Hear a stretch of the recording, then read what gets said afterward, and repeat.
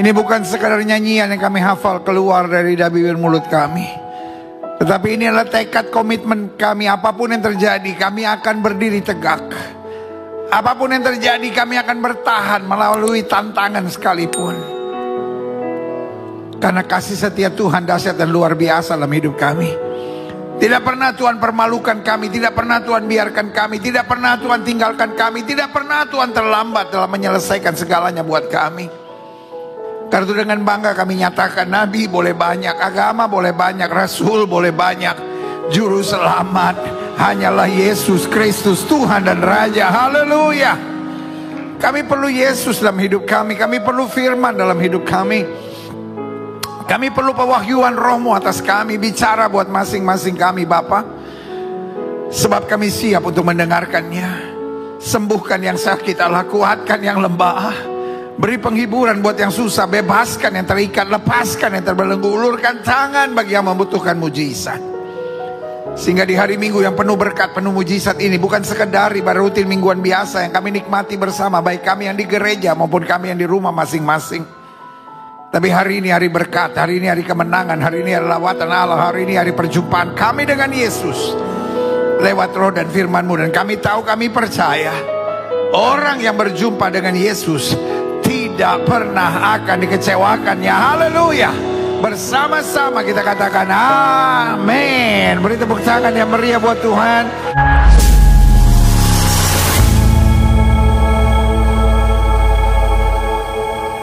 Pegang Alkitab kita di tangan kanan. Angkat tinggi lewat kepala, tanda kita mengakui Alkitab kita sebagai otoritas tertinggi dalam kehidupan iman kita. Kita mau ucapkan bersama apa yang kita akui sebagai pengakuan iman kita. Sama-sama bilang sama saya sesuai dengan kesaksian Alkitab ini. Aku percaya Allahku Esa, Maha Kuasa dan Maha Besar. Aku percaya Yesus Kristus adalah Allah sendiri yang telah menjadi sama dengan manusia. Ia adalah juru selamat yang bertanggung jawab dan mengasihi aku. Aku percaya Roh Kudus adalah Roh Allah sendiri yang senantiasa menyertai dan membimbing kehidupanku.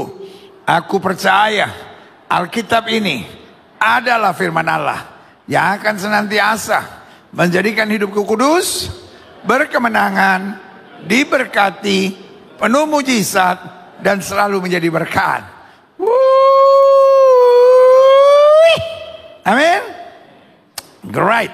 Kita akan melanjutkan pembahasan kita tentang 33 pengajaran dasar dalam kitab Wahyu. Dan ini menarik untuk kita pelajari tentang 33 dasar pengajaran penting dalam kitab Wahyu. Kenapa? Karena banyak orang berspekulasi dengan kitab Wahyu, yaitu mencoba mengerti kitab Wahyu untuk mendapat jawaban kapan Yesus akan datang kembali. Nah, saya percaya kita mempelajari kitab Wahyu bukan untuk mendapat jawaban kapan Yesus datang kembali. Tapi kita mempelajari kitab Wahyu supaya kita siap sedia kapanpun Yesus datang kembali. Sama-sama bilang, saya siap kapanpun Yesus datang kembali. Berikan tepuk tangan yang meriah buat Tuhan. Nah, hari ini kita masuk pada pembahasan keempat. Dan yang sedang kita mau bahas, salah satu istilah penting, yaitu kasih mula-mula. Dalam kitab Wahyu, ada banyak istilah-istilah yang bisa dimultitafsirkan. Nah, saya percaya hanya Alkitab yang bisa menerjemahkan Alkitab. Alkitab tidak bisa diterjemahkan dengan bahasa psikologi. Alkitab tidak bisa diterjemahkan hanya dengan ilmu modern. Alkitab nggak bisa dijelaskan hanya dengan teknologi. Alkitab harus dijelaskan oleh pemahaman Alkitab itu sendiri. Only the Bible can lead us to understanding about the Bible. Hanya Alkitab yang dapat menuntun kita pada pemahaman tentang Alkitab. Saya ambil contoh. Ada sebuah istilah dalam kitab Wahyu, akan muncul binatang yang keluar dari muka bumi dengan kepala 10. Dan waktu itu, tahun 80-an saya pikir,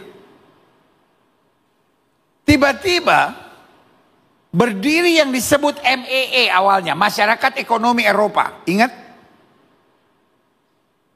Dan waktu mereka berdiri ada 10 negara. Pendeta-pendeta sedang mengupas. Inilah binatang yang keluar sebentar lagi akan akhir zaman. Karena negara Eropa ini adalah negara dengan 10 kepalanya. Tiba-tiba sekarang udah 40 negara. Alkitab tidak pernah salah. Tapi orang yang berspekulasi selalu salah. Makanya tugas kita bukan memahami Alkitab dalam konteks ekonomi, dalam konteks politik, dalam konteks dunia modern. Kita perlu memahami Alkitab sesuai dengan aturan Alkitab itu sendiri. Amin. Ada banyak istilah. Ada istilah 7 materai dalam Alkitab. Kemarin minggu lalu kita sudah bahas 7 kaki Dian. Sebelumnya kita sudah bahas 7 bintang. Dan hari ini kita mau bicara tentang kasih mula-mula. Sama-sama bilang sama saya, kasih mula-mula. Coba lihat ayat ini, klik. Wahyu 2 ayat yang kedua. Aku tahu segala pekerjaanmu. Haleluya. Sama-sama bilang Tuhan tahu. Bu, Tuhan tahu.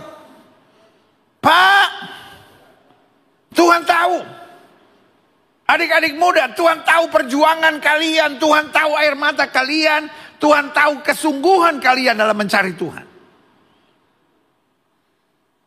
Dunia modern ini saya sebut dunia yang sadis.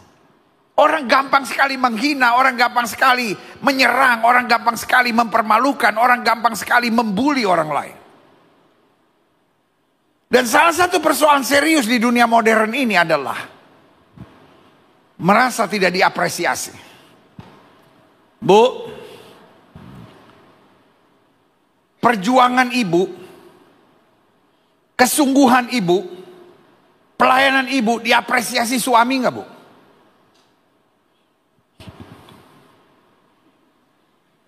Saya pengen nangis, pendeta.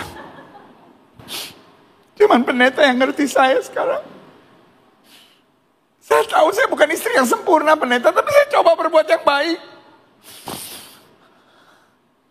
Benar kata pendeta. Suami saya nggak pernah apresiasi. Maka saya dengar khotbah ini, saya mau nangis. Pak, lagi nangis, Pak. Pak,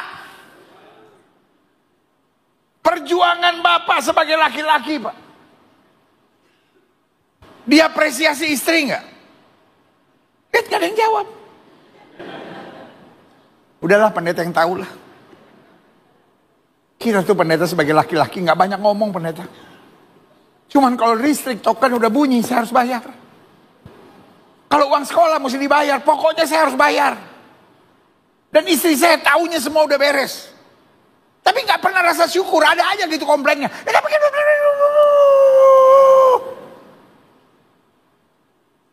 Pak, hapus dulu air mata Bapak. Pak, engkau merasa diapresiasi nggak? Pak, Bu, anak-anak Bapak Ibu apresiasi nggak? Serah dialah. Menantu-menantu, mertua saudara apresiasi nggak? Ipar saudara apresiasi saudara nggak? Kenapa banyak orang stres hari-hari ini? Kenapa banyak orang mudah tersinggung hari-hari ini? Kenapa banyak orang mudah kecewa hari-hari ini? Karena kita merasa tidak diapresiasi. Hari ini saya mau bilang, kita bukan orang-orang sensian yang gampang kecewa. Kita bukan orang-orang sensian yang gampang putus asa. Kita bukan orang sensian yang gampang kepahitan, gampang tersinggung. Kita tahu bahwa Tuhan tahu segala sesuatunya. Berikan tepuk tangan yang meriah. Sama-sama bilang sama saya, yang penting Tuhan tahu. Karena kalau manusia tahu, ujung-ujungnya cuma angkat jempol. Wih, tapi orang yang angkat jempol buat saudara hari ini, belum tentu dia angkat jempol minggu depan. Orang yang sama angkat jempol buat saudara, besok bisa lempar batu pada saudara. Saudara ingat gak cerita Yesus? Yesus masuk kota Yerusalem dari Bukit Zaitun di hari Minggu sebelum hari Jumat dia disalibkan. Di hari Minggu itu dia naik dengan keledai. Dia turun dari Bukit Zaitun menuju ke Taman Getsemani.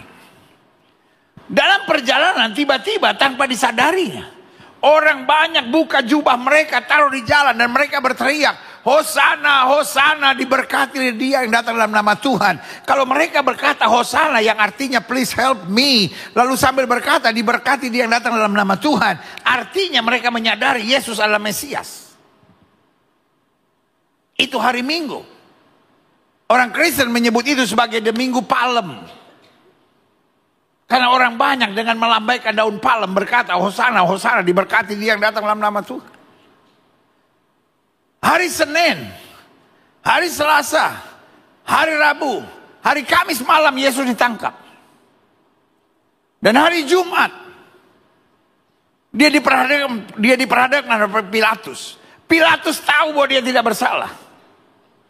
Tapi Pilatus ingat beberapa hari yang lalu, just 5 days ago, orang banyak lagi berteriak Hosana, Hosana, diberkati dia yang datang dalam nama Tuhan. Sehingga Pilatus coba membebaskan Yesus. Sehingga Pilatus mempertanyakan pada orang banyak, what should I do to him? Tiba-tiba orang banyak berteriak, crucify him, salibkan dia, salibkan dia. Orang yang sama yang berkata Hosana, diberkati dia yang datang dalam nama Tuhan, orang yang sama berkata salibkan dia. Pertanyaan saya, hari-hari ini masih bisa terjadi nggak? Orang yang sama yang bilang kau hebat, orang yang sama bilang luar biasa, orang yang sama mengutuki saudara hari-hari ini. Itu sebabnya yang kita perlukan bukan apresiasi manusia. Kalau manusia apresiasi itu baik, tapi bukan itu yang kita cari. Yang kita perlukan adalah apresiasi dari Tuhan. Tuhan tahu segala sesuatunya. Dan kalau Tuhan tahu, Tuhan bukan cuma bilang keren, hebat, mantap. Tapi Tuhan menatap kita dan menatap malaikat dan berkata curahkan berkat. Dia layak menerima segala anugerah yang luar biasa. Berikan tepuk tangan yang meriah. Ibu jangan jadi orang sensian. Adik-adik muda jangan jadi orang sensian. Jemaat Gereja Bethel Indonesia Glow Fellowship Center, baik yang ada di gereja maupun yang ada di rumah masing-masing, sebagai gembala, sebagai sahabat, sebagai rekan, saya ingatkan buat saudara, jangan jadi orang yang sensian. Dunia ini dunia yang sadis. Dunia ini dunia yang bengis. Dunia yang bertindak seenaknya, semaunya pada diri saudara. Karena itu pastikan kita tahu, Tuhan tahu segala sesuatunya. Engkau bisa difitnah, engkau bisa dicurangi, engkau bisa dikhianati, engkau bisa dijahati. Tapi kau berdiri tegak dan berkata, Tuhan tahu. Tuhan tahu hati saya bersih. Tuhan tahu perjuangan saya sungguh-sungguh. Tuhan tahu saya berserah kepada Tuhan. Dan Tuhan menyelesaikan segala-galanya tepat pada waktunya. Berikan tepuk tangan yang meriah buat Tuhan. Makanya ayat ini bilang, aku tahu segala pekerjaanmu. Baik jerih payahmu maupun ketekunanmu. Aku tahu bahwa engkau tidak dapat sabar terhadap orang-orang jahat. Bahwa engkau telah mencobai mereka yang menyebut dirinya rasul. Tapi yang sebenarnya tidak demikian. Bahwa engkau telah mendapati mereka penusta. Dan engkau tetap sabar. Artinya Tuhan bilang, aku tahu bahwa engkau tetap sabar. Aku tahu engkau rela menderita oleh karena namaku. Dan engkau tidak apa? Mengenal Allah. Bu, air matamu terlalu mahal untuk tumpah untuk hal-hal murahan dalam hidup ini. Jangan apa-apa tersinggung. Jangan apa-apa kecewa. Jangan apa-apa kepahitan. Jangan apa-apa sakit hati. Ingatkan dirimu sendiri, walaupun saya dihina, walaupun saya disakiti, Tuhan tahu segala sesuatu. Hidup ini gak usah bela diri. Bela diri hanya bikin diri kita capek. Lama-lama gue butuh healing, lama-lama hilang loh. Hidup gak usah bela diri. Hidup yakinkan diri saudara sendiri. Tuhan tahu segala sesuatunya. Dan dia ahli dalam mengubah segala keadaan. Bilang sama saya, Tuhan saya ahli dalam memutarbalikkan keadaan. Apa yang mata kita tidak pernah lihat, apa yang telinga kita tidak pernah dengar, apa yang tidak pernah timbul dalam pikiran, itu yang Tuhan sediakan buat orang-orang yang mengasihi Dia. Berikan tepuk tangan yang meriah buat Tuhan. Masuk pada ayat yang keempat. Namun demikian, aku mencela engkau, karena engkau telah meninggalkan kasih-Mu yang semula. That is our God. He's a holistic God. Dia Tuhan yang bukan karena melihat kelebihan kita, akhirnya nggak bisa melihat kekurangan kita. Dia Tuhan yang bukan melihat kekurangan kita, lalu tidak bisa melihat kelebihan kita. Ada banyak orang kan persoalan di situ. Kenapa kita gampang ditipu orang? Karena kalau kita udah lihat kelebihan, kita lupa kekurangannya.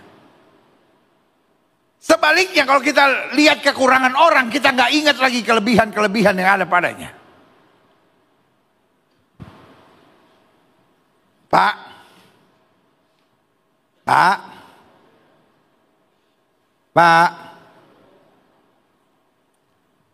istrimu ada kelebihannya? Kayaknya cuma kelebihan berat doang dia, pendeta. Bu, suamimu ada banyak kelebihannya, Bu? Yesus melihat jemaat di Efesus. Dia lihat kelebihannya, dia lihat kekurangannya. Lebih banyak mana? Kelebihan atau kekurangan? Kekurangan. Saya nggak nanya suami saya lebih banyak kekurangan atau kelebihan. Saya nanya Yesus kepada jemaat di Efesus, lebih banyak kelebihan atau kekurangan? Oke, kita kembali ke ayat yang kedua ya. Ayat kedua bilang apa? Mundur. Aku tahu segala pekerjaanmu. Satu. Aku tahu jerih payahmu. Aku tahu ketekunanmu. Aku tahu engkau tidak dapat sabar terhadap orang-orang jahat. Bahwa engkau telah mencobai mereka yang menyebut dirinya rasul, tapi yang sebenarnya tidak demikian. Bahwa engkau telah mendapati mereka pendusta. 5. Aku tahu engkau tetap sabar. 6. Kembali ke ayat yang ketiga. Aku tahu engkau rela menderita. 7. Aku tahu engkau tidak mengenal lelah. Minimal Yesus melihat ada 7 kelebihan dari jemaat Tuhan di Efesus. Masuk ayat yang keempat.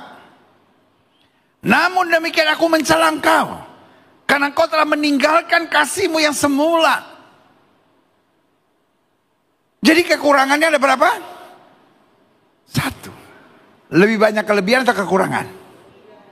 Lebih banyak kelebihan atau kekurangan? Lebih banyak kekurangan atau kelebihan? Bu, suami ibu lebih banyak kekurangan atau kelebihan?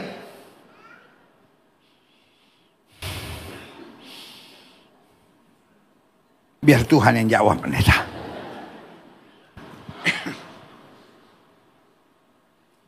Pak, suami bapak. Aduh, zaman sekarang ada juga suami bapak. Itu bukan kelepasan, itu tuntunan roh. Pendeta itu tidak pernah slip of the tongue. Mungkin ada 1-2 yang perlu dengar itu. Suami bapak. Aduh. Pak, istri bapak lebih banyak kelebihannya atau kekurangannya, Pak? Bu, mertua ibu lebih banyak kelebihan atau kekurangannya, Bu? Bu, menantu ibu lebih banyak kekurangan atau kelebihan? Pak, Bu, ipar-ipar itu lebih banyak kekurangan atau kelebihannya? Kapan saya tahu kasih mula-mula mulai hilang? Waktu saya melihat kelebihan jauh lebih sedikit daripada kekurangan. Amin. Saya ambil contoh. Bu, waktu ibu menikah sama suami ibu, ibu tahu nggak ibu tidak menikahi malaikat? Nggak ada sayapnya kan di belakang kan? Ibu kan tahu ibu tidak menikahi malaikat kan? Ibu tahu banyak kekurangannya kan? Tapi ibu tetap menikahinya. Kenapa? kelebihannya jauh lebih banyak daripada kekurangannya. Tapi kenapa ibu sekarang tawar hati? Karena ibu mulai melihat kekurangannya lebih banyak daripada, artinya bukan suamimu berubah. Persoalannya mata lu yang berubah. Jangan usir setan dalam nama Yesus. Setan-setan yang buat suami saya tambah parah. Setannya bilang, mata lu tuh, mata lu tuh. Kan gampang sekali. Wanita sekarang bilang, ya tapi suami saya berubah. Dia tetap sama. Cuman waktu pacaran, setiap kali sudah mau keluarin duit atau apa-apa, gak bisa dong. Kita harus lebih ketat dalam pengeluaran. Apalagi kita mau menikah. Itu yang saya bangga. Saya tuh orangnya boros banget gitu. Tapi dia mampu mengendalikan saya. Kalau bukan dia yang akan menikah dengan saya, habis saya ini. Sayang, terima kasih buat ketegasan kamu. Coba pas udah kawin 15 tahun sudah mau beli tas. Jangan dong, kita harus ketat pengeluaran. Pelit. Pekong cudu sekali karena ini. Orang Manado bilang peskakar karena ini. Bukan dianya yang berubah. Dari dulu dia udah ada benih-benih kepelitan.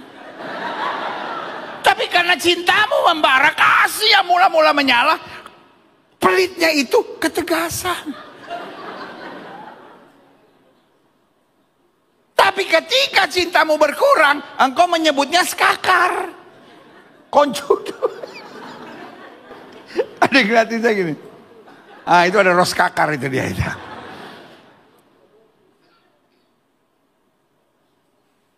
Pak, engkau tidak menikahi bidadari kan Pak? Engkau menikahi wanita yang banyak kekurangannya, tapi karena cintamu membara, sandal jepit rasa stik. So mulai gila ngon ini. Kalau makan sandal jepit rasa stik, ah ini bahaya saudara. Tapi karena cintamu membara, kekurangannya seperti tak terlihat. Hanya kelebihan-kelebihan yang kudapat. Tapi pas sudah menikah, 7 tahun, 8 tahun, 9 tahun, 12 tahun. Yang kau lihat hanyalah kekurangan. Kenapa kau mau masuk pelayanan? Apa kau pikir pelayanan itu kandang malaikat? Sudah juga tahu kok dalam pelayanan pasti ada kekurangan. Tetapi cinta mula-mula membara membuat kita mengatasi semua masalah. Jadi cinta mula-mula bukan hanya urusan dengan Tuhan. Cinta mula-mula dalam segala aspek kehidupan kita. Dalam pelayanan, dalam pekerjaan. Dan kapan kita tahu kita kehilangan cinta mula-mula? Ketika kita mulai lihat kantor kita gak menyenangkan, bisnis kita gak menyenangkan, urusan kita dengan anak gak menyenangkan, tanggung jawab kita di sekolah udah gak menyenangkan, pekerjaan pelayanan Tuhan sudah gak menyenangkan, cinta mula-mula mulai menghilang, sehingga yang ada adalah semua salah, saya yang paling benar sendiri. Ketika cinta mula-mula hilang, yang ada hanyalah cinta perhitungan. Saya dapat apa? Kenapa begini? Nah ini yang kita mau belajar. Klik. Namun demikian aku mencela engkau. Karena engkau telah meninggalkan kasihmu yang semula. Sebab itu ingatlah betapa dalamnya engkau telah jatuh. Bertobatlah dan lakukan lagi apa yang semula engkau lakukan. Perhatikan dua kata. Jatuh. Satu lagi bertobat. Ternyata orang yang perlu bertobat bukan hanya ani-ani. Dulu ani-ani untuk potong padi. Sekarang ani-ani untuk potong laki lu. Ada yang ani-ani di sini? Enggak pendeta, saya korban ani-ani pendeta. Memang zaman sekarang orang pandai pilih kata-kata bagus ya. Dulu kan namanya perek. Kan kalau bilang perek tuh kayak perek. Gitu kan. Tapi sekarang ani-ani. Kerjaannya apa? Aneh-aneh. Semua ketawa, ada dua yang diam aja. Ini saya bingung nih.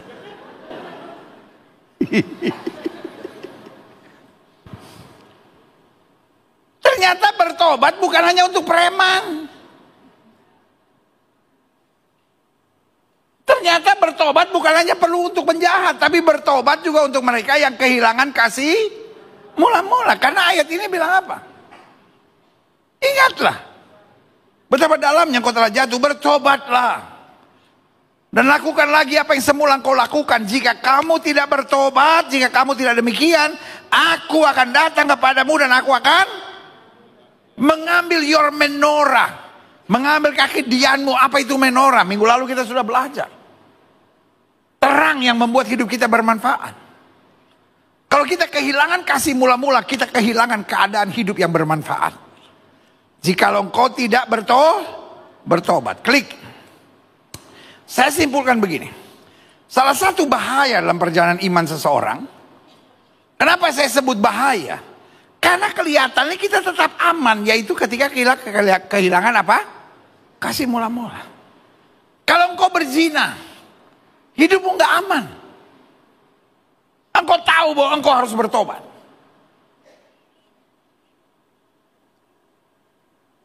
Kalau engkau jatuh ke dosa narkoba, kau jatuh ke dosa LGBT. Engkau jatuh pada dosa penyembahan berhala. Engkau tahu engkau harus bertobat. Engkau jatuh dalam korupsi, engkau tahu engkau harus bertobat. Apalagi kalau ketangkap kejaksaan. Tapi orang yang kehilangan kasih mula-mula selalu merasa orang yang harus bertobat. Suami saya yang harus berubah, istri saya yang harus berubah, orang di sekitar saya yang harus berubah. Karena orang yang kehilangan kasih mula-mula merasa semua yang gak beres. Hidupnya yang paling benar, hidupnya yang paling rohani, hidupnya yang paling berkenan sama Tuhan. Ini yang saya bilang sangat berbahaya karena kita merasa aman.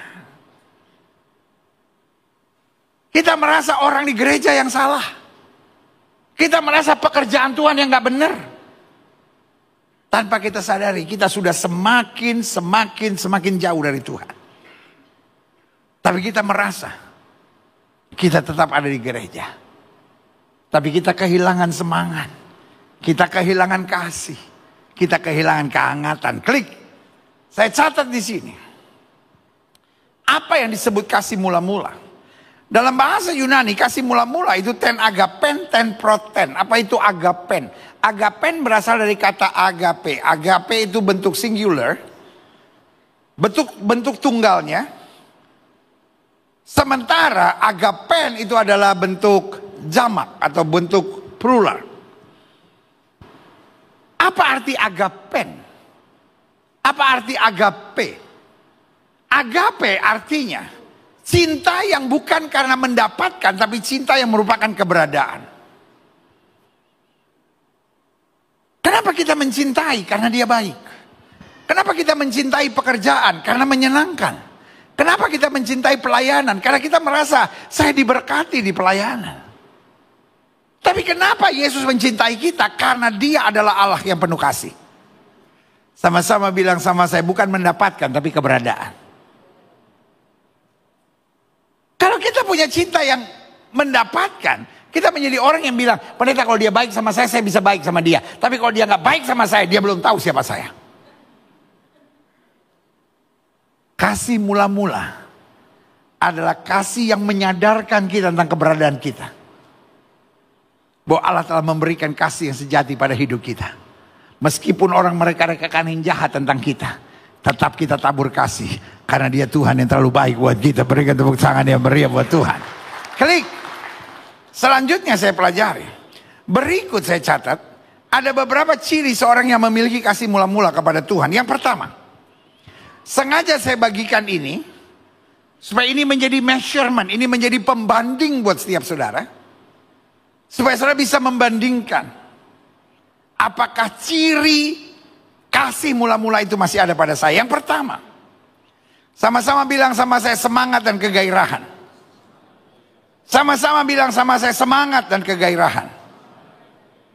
Banyak orang punya semangat karena apa yang dia harapkan. Kenapa dia semangat ke gereja? Tapi saya punya teman banyak di gereja. Kenapa dia semangat ke gereja? Karena dia lagi naksir seseorang. Kenapa dia semangat ke gereja? Karena di gereja ada rekan bisnisnya. Setelah ini dia akan ngobrol bisnis. Ada banyak orang bersemangat, bergairah untuk sesuatu yang dia pikirkan dia akan dapatkan. Dan kalau dia tidak dapatkan, dia kecewa. Kenapa kita semangat melayani Tuhan? Kenapa kita bergairah melayani Tuhan? Lu ke tempat gereja gue deh. Aduh, gereja gue asik. Komunitas pelayan Tuhan itu asik. Pertanyaan saya, dia melayani Tuhan atau melayani komunitas? Saya tidak bilang komunitas itu harus kacau. No. Tapi maksud saya kita harus melayani Tuhan dengan penuh. Komunitas yang baik hanyalah bonus. Artinya mau komunitasnya enak, mau komunitasnya tidak enak, saya tetap bergairah karena Tuhan terlalu baik buat hidup saya. Berikan tepuk tangan yang meriah buat Tuhan. Jelas nggak sampai di sini? Jadi kita bersemangat, bergairah bukan apa yang akan saya terima, tapi saya bersemangat dan bergairah karena apa yang sudah saya terima dari Tuhan. Tuhan terlalu baik buat saya. Sehingga saya mau difitnah kayak, saya mau diomongin kayak, saya mau disakiti kayak, saya mau mengalami kerugian kayak, Tuhan tetap nomor satu buat hidup saya. Jelas? Klik. Saya catat dalam 2 Tawarin 15 ayat 7. Tetapi kamu ini, kuatkanlah hatimu. Jangan lemah semangatmu, karena ada upah bagi usahamu. Sama-sama bilang sama saya, kuatkan hati. Pak, kalau engkau punya istri yang bisa menguatkan kau, saya beri nama hebat. Ibu, kalau engkau punya suami yang bisa menguatkan kau, saya beri nama hebat. Adik-adik muda, kalau kalian punya orang tua, punya komunitas yang bisa menguatkan kalian, saya beri nama hebat. Mertua, kalau engkau punya menantu yang bisa menguatkan kau, saya beri nama hebat. Tapi pertanyaan saya, kita harus realistis. Kadangkala orang yang harusnya menguatkan kita tidak bisa menguatkan kita. Terus pertanyaan saya, haruskah kau main ayunan pakai leher? Haruskah kau stres? Saya tidak bisa menuntut istri saya harus menguatkan saya. Saya tidak bisa menuntut suami saya harus menguatkan saya. Saya tidak bisa menuntut orang tua saya harus menguatkan saya. Tapi saya bisa menuntut diri saya untuk menguatkan iman saya. Mendorong semangat saya. Apapun yang terjadi, saya tahu Tuhan saya hidup dahsyat dan luar biasa. Katakan amin. Sama-sama bilang, saya harus menguatkan hati saya. Saya nggak perlu nuntut siapapun. Makanya Alkitab bilang, kuatkan semangatmu. Amin. Karena kita percaya Tuhan sudah terlalu baik buat kita. Kita harus membakar semangat kita, bukan apa yang akan terjadi. Bukankah Stefanus dirajam batu sampai mati? Tapi dia tetap bersemangat. Dia bersyukur kepada Tuhan dan dia bilang, aku lihat anak manusia berdiri menyambut aku. Jangan tumpahkan darah mereka kepada mereka, tapi kasihanilah mereka. Orang-orang yang bersemangat gak suka menyumpahin orang, mengutuki orang, bahkan gak suka menyalahkan orang. Tapi orang-orang yang bersemangat selalu ingin jadi berkat buat orang lain. Coba lihat ayat ini. Klik. Amsal 18 ayat 14. Orang yang bersemangat dapat menanggung penderitaannya.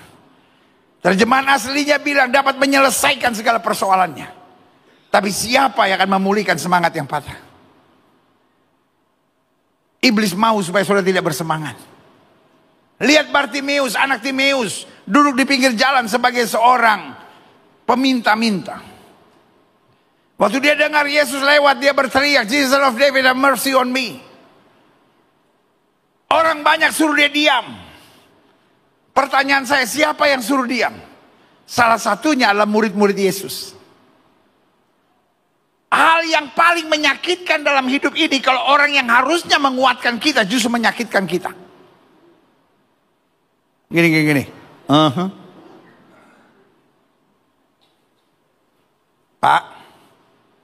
Pak, pernah ngalamin?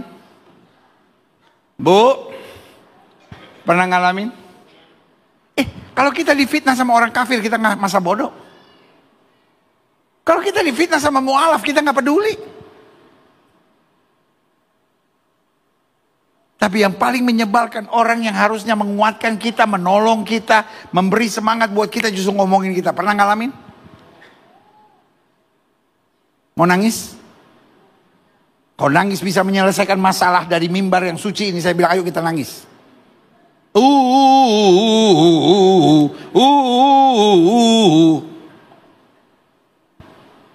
Tapi nangis juga nggak nolong kita. Bartimeus tidak nangis, saya bilang, mata saya buta, saya dibagi-bagi, lega.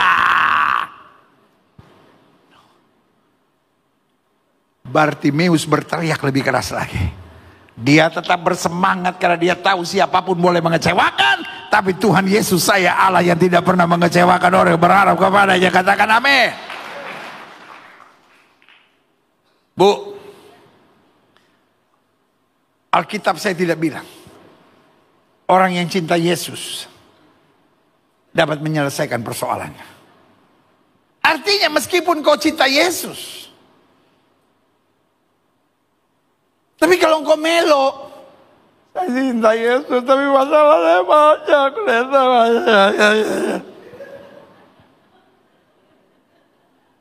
Semangat Pak. Pertanyaan saya, ada nggak orang cinta Yesus lari ke narkoba? Ada nggak orang yang cinta Yesus akhirnya lari ke dukun? Ada nggak orang yang cinta Yesus lari dari pelayanan? Ada nggak orang yang cinta Yesus kepahitan sama pendeta? Ada nggak orang yang cinta Yesus akhirnya berpikir untuk cerai? Karena dia kehilangan semangat. Orang-orang yang tetap bersemangat, dia yakin bahwa Tuhan itu hebat. Dia yakin orang yang berharap kepada Tuhan tidak pernah dipermalukannya. Dan dia yakin orang yang bertahan sampai kesudahannya, itu yang akan beroleh selamatnya. Berikan tepuk tangan yang meriah buat Tuhan. Sama-sama bilang sama saya bersemangat. Sama-sama bilang sama saya bergairah. Yang kedua, jadi ingat ya, ciri seorang pemenang, ciri seorang yang memiliki kasih mula-mula kepada Tuhan. Satu, semangat dan kegairahan karena selalu mengingat anugerah serta kebaikan Tuhan. Yang kedua, ketaatan dan kepatuhan karena kesadaran kita berutang pada Tuhan. Kalau kita sadar kita berutang pada Tuhan yang alam pikiran kita, dengan apakah aku balas kepada Tuhan segala kebaikannya? Coba lihat ayat ini, klik. Yeskiel 36 ayat 26. Kamu akan kuberikan hati yang baru dan roh yang baru. Kita terima secara profetik. Taruh tangan kanan sudah di dada. Sama-sama bilang sama saya terima dengan iman. Hati yang baru. Dan roh yang baru. Kalau hidup sudah mau diperbaharui dengan kasih yang mula-mula, terima dengan iman. Hati yang baru dan roh yang baru dalam batinmu. Dan aku, kata Tuhan, akan menjauhkan dari tubuhmu hati yang keras. Dan kuberikan kepadamu hati yang taat. Kenapa kita bisa punya hati yang keras? Karena kita merasa berjasa. Betul nggak? Saya tuh nggak terima pendeta diperlakukan sebagai suami saya seperti itu, pendeta. Pendeta tahu nggak, dulu saya kerja keras, saya tolong dia, kenapa dia sekalian begitu? Nggak terima. Orang kalau merasa berjasa tengil. Orang kalau merasa berjasa tengil. Saudara pernah ketemu orang tengil nggak dalam hidup saudara? Karena dia merasa berjasa. Pernah nggak ada orang utang sama saudara tengil? Enggak. Kecuali memang muka badak. Tapi biasanya orang kalau sadar dia berutang ketemu saudara, shalom. Ya. Coba misalnya saudara punya utang 500 juta sama Pak Nixon. Setiap Pak Nixon berdiri di sini saudara deg-degan. Jangan-jangan dia liatin gue, dia tagih lagi. Tapi kalau sudah merasa berjasa, ayah mamma mia. Oh. Pendeta, istri saya itu orang susah pendeta. Dulu dia bawa ketek pendeta. Saya ngajarin dia pakai daun beluntas pendeta. Kan orang Manado kalau bawa ketek dikasih daun beluntas, saudara-saudara. Dia dulu kalau potong rambut, mamanya yang potongin pendeta. Saya ngajarin dia masuk salon. Sekarang rambutnya dipotongin sama banci pendeta. Sekarang udah ngerti apa tuh? Krembat. Orang sekarang aneh-aneh. Cuci rambut aja dia ganti nama jadi krembat. Diputar sana, diremes sana. Saudara tahu gak orang yang krembatin saudara itu dia lagi jengkel sama saudara, dia remes aja gitu. Saudaranya dalam hatinya bego lu. Seumur hidup saya pernah satu kali saya dikrembat. Istri saya bilang, itu temen aku lah krembat. Aduh, bikin apa lagi krembat itu. Dia pencet, dia remes. Udah, cukup. Dia bilang, ih pendeta ini belum selesai. Enggak, udah, cepat selesai. Tapi harganya sama, biarin. Dalam hati saya pas dia gitu, copot semua kan repot. Seumur hidup satu kali. Belum sampai satu kali, baru setengah. Selanjutnya istri saya bilang, ikut lagi. Enggak. Oh biarin istri saya dikrembat, saya nyiapin khotbah. Daripada dipencet-pencet gitu, kepala ditarik sana, tarik sini.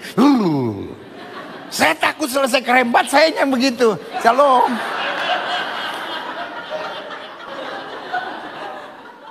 Enak sekali tadi.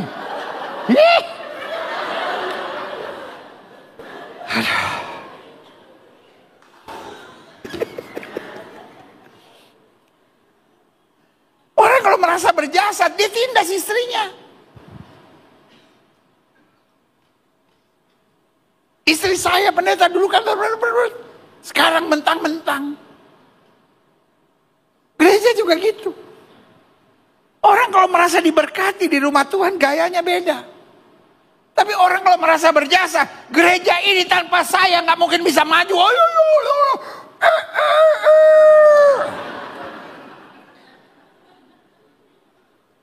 Hati jadi keras. Selalu protes. Selalu berontak.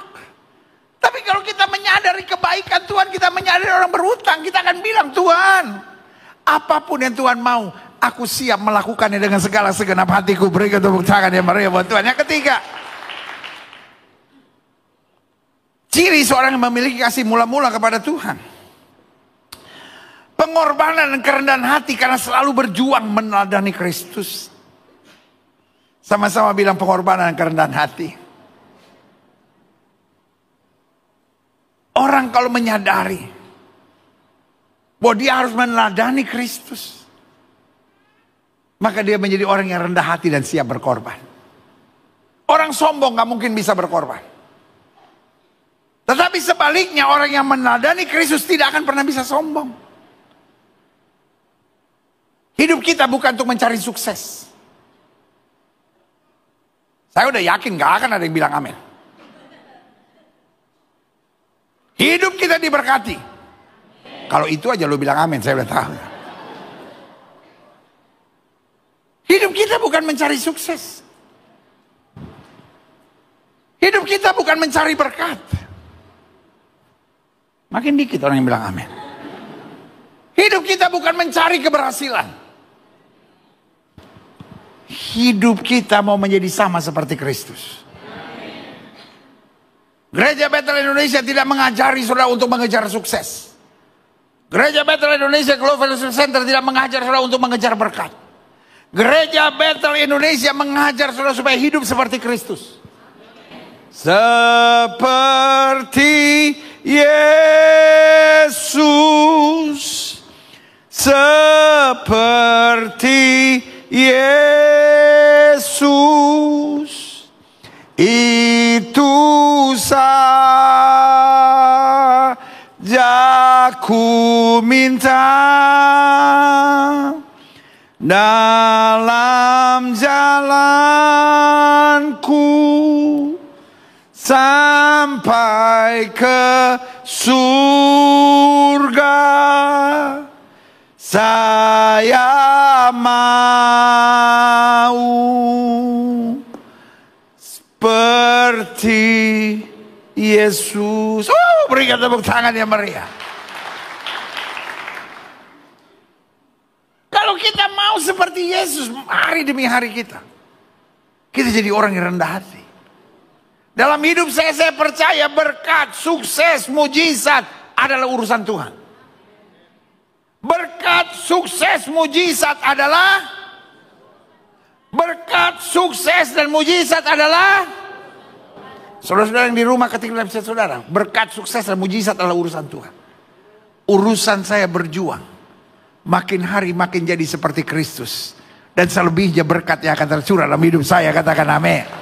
Coba lihat ayat ini, klik. Amsal 18 ayat 12. Tinggi hati mendahului kehancuran, tapi kerendahan hati mau belajar seperti Kristus mendahului kehormatan. Jangan berjuang untuk sukses, engkau bisa menghalalkan segala cara. Jangan berjuang untuk menjadi orang-orang yang diberkati, karena engkau akan menghalalkan segala cara. Tapi berjuang hidup seperti Kristus. Alkitab bilang, kalau kamu tinggal dalam aku dan firmanku tinggal dalam kamu, minta apa saja, semuanya akan diberikan kepadamu. Berikan tepuk tangan yang meriah buat Tuhan. Lanjut. Yang keempat, apa ciri seorang yang memiliki kasih mula-mula? Adanya kesabaran dan ketekunan. Sama-sama bilang sama saya, kesabaran dan ketekunan. Jadi satu apa saudara? Semangat dan kegairahan. Dua apa saudara? Ketaatan dan kepatuhan. Tiga apa saudara? Pengorbanan dan kerendahan hati. Empat apa saudara? Kesabaran dan ketekunan. Orang yang punya kasih mula-mula tidak yakin bahwa semuanya pasti beres. Tapi dalam segala jalannya dia sabar dan tekun. Sama-sama bilang sama saya harus belajar lebih sabar dan tekun. Hidup ini jangan terpancing untuk gregetan. Saya percaya gregetan tidak pernah merupakan jalan Tuhan. Hidup ini jangan terpancing emosional. Saya percaya emosional bukan jalan Tuhan. Tapi saya percaya menguasai diri adalah kehendak Tuhan. Dan menguasai diri harus ada dalam dua poin penting ini. Sabar dan apa? Tekun. Kenapa kita bisa sabar dan tekun? Karena menikmati setiap proses Tuhan yang pasti memberi hasil yang dahsyat. Kadangkala kita terlalu banyak berpikir tentang result. Kadangkala kita terlalu banyak berpikir tentang hasil, tentang target. Tapi dalam hidup saya percaya tidak ada hasil yang dahsyat tanpa proses yang luar biasa. Bisa nggak orang juara tanpa latihan? Tidak mungkin ada juara maraton tanpa latihan lari. Tidak mungkin ada juara tinju tanpa berlatih. Tidak mungkin ada juara berenang tanpa berlatih. Bisa nggak orang juara berenang tanpa terlatih?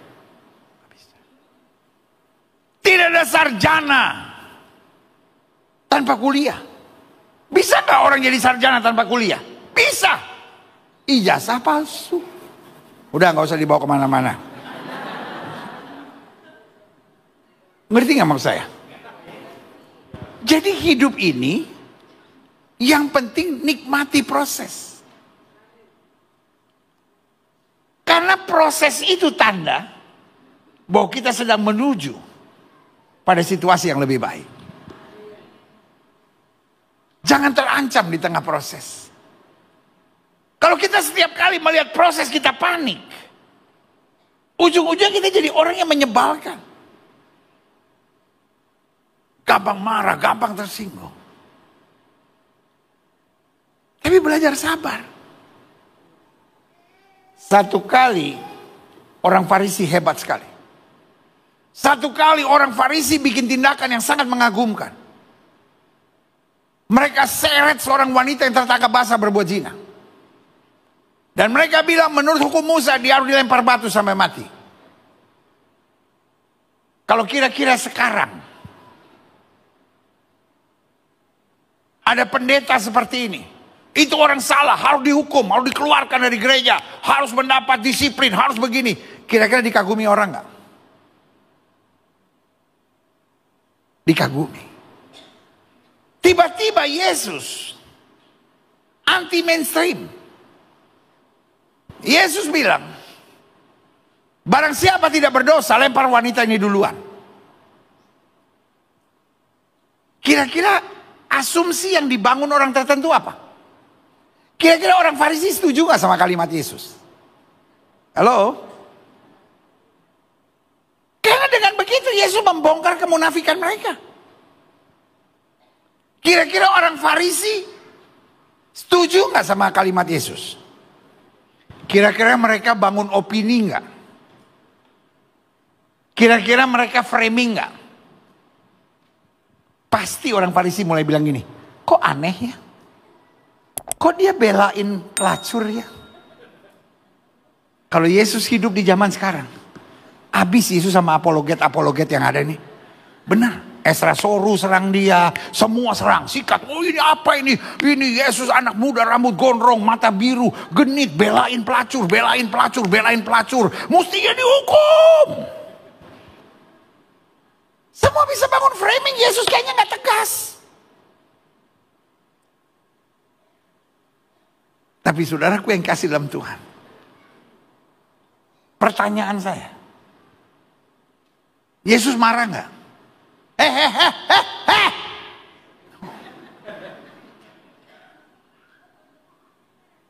Ada masanya Yesus diserang, ada masanya Yesus disalah mengerti, ada masanya Yesus dicurangi dengan apapun. Dia tetap Tuhan yang sabar. Saya pelajari, kuncinya satu. Ketika kasih mula-mula ada dalam hati kita gak gampang emosi, kita gak gampang kecewa. Kita gak gampang biarkan pikiran negatif menguasai kita. Kita berjalan di jalan Tuhan. Dan kita menikmati segala proses yang Tuhan sedang sediakan. Untuk kita menjadi dewasa, makin kuat, makin berkenan. Makin menuju pada kesempurnaan, kemuliaan. Berikan tepuk tangan yang meriah. Klik. Saya undang pemain musik maju ke depan. 2 Timotius 3 ayat yang ke-10. Tetapi engkau telah mengikuti ajaranku, cara hidupku, pendirianku. Siapa Paulus buat Timotius? Buat Timotius, Paulus adalah ayah rohani. Karena itu dia bilang, sebab itu hai anakku, jadilah kuat oleh kasih karunia dalam Kristus Yesus. Tapi Paulus memberi teladan kepada Timotius. Dari kota ke kota, kemanapun aku pergi, penjara dan aniaya menanti aku. Tapi dia tidak gentar sedikit pun. Dia tidak goyah sedikit pun. Dia tetap bersemangat. Kenapa dia tetap bersemangat?